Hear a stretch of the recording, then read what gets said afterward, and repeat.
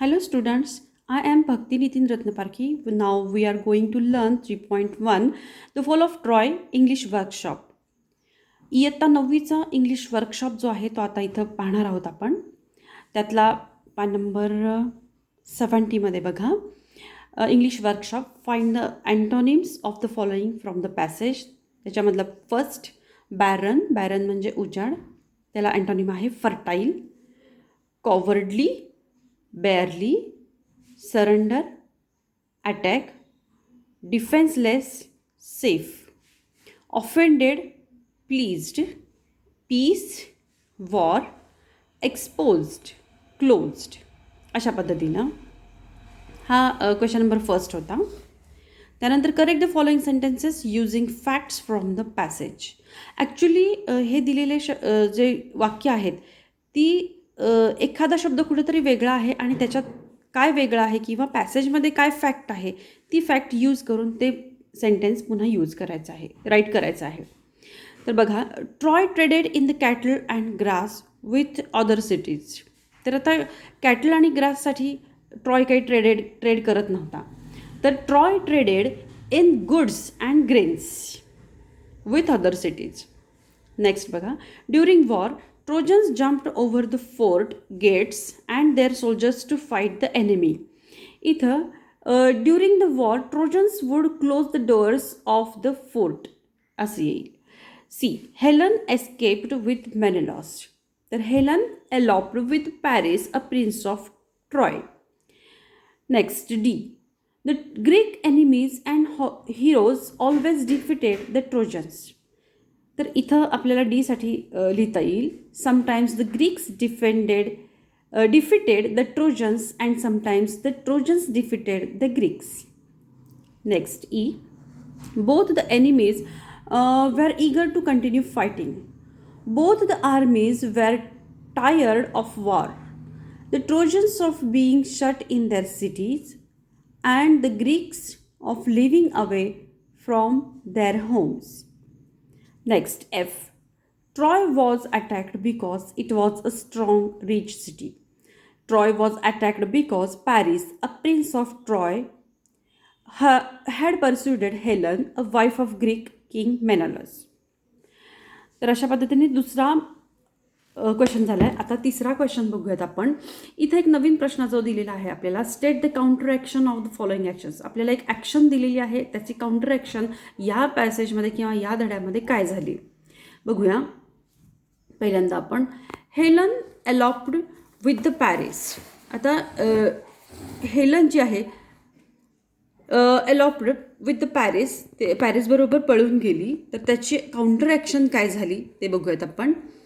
The Greeks wanted to take revenge on the Troy. ही त्याची counter action झाली. B बघूया. The Greeks sailed to Troy and attacked it. त्याची counter action, the Trojans fought hard and siege continued for long 10 years. C बघूया. Hector was killed by Achilles. त्याची counter action काय झाली, Achilles himself was killed later on by a poisoned arrow that entered his heel. D बघूया. The siege continued for 10 years. The Trojans were tired of being shut up in their city and Greeks deeply desired to see their homes. Next, E बघूया. The fighting went on daily.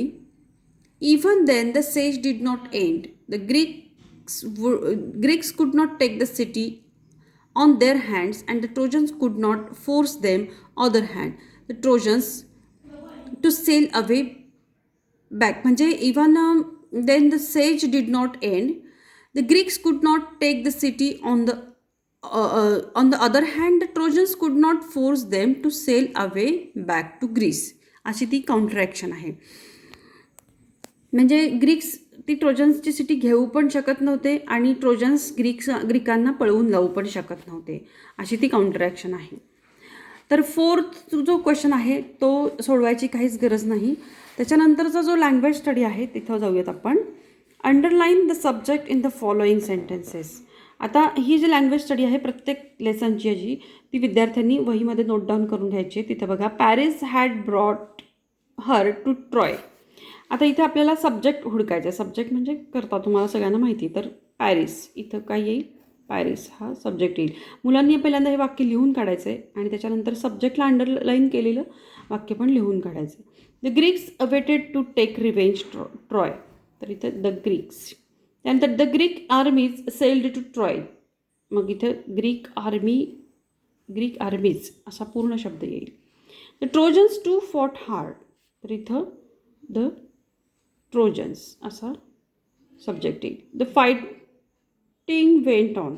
तर इथं fighting हा शब्द subject येईल. पुढं आता gerund दिलेलं आहे. तर जिरंड और व्हर्बल नाउन हे दिलेलं आहे. Here we see that the I N G form of a verb fight is used as an subject in the fighting went on. हा जो आपण 5वा प्रश्न जो बघितला, हा जो ई बघितला होता, तर इथं फायटिंग वेंट ऑन. तर फाईट या शब्दाला आपण आय एन जी लावलेला आहे म्हणून ते जिरंड आहे. फाईट टू फाईट या व्हर्बला आपण आय एन जी लावलेला आहे आणि त्याचा आपण नाऊन तयार केलेला आहे म्हणून फायटिंग हे जिरंड आहे. इथं the fighting went on. It does the work of a noun when I N G form of a verb is used as a noun. It is known as a gerund or verbal noun. Read the following examples of gerund. Gardening is an art. I enjoy reading poems. Cooking is a science. I like reading more than writing. ही वाक्य पुन्हा एकदा तुमच्या वहीमध्ये लिहून काढा आणि gerund म्हणजे काय याची पण माहिती वहीमध्ये लिहून काढा.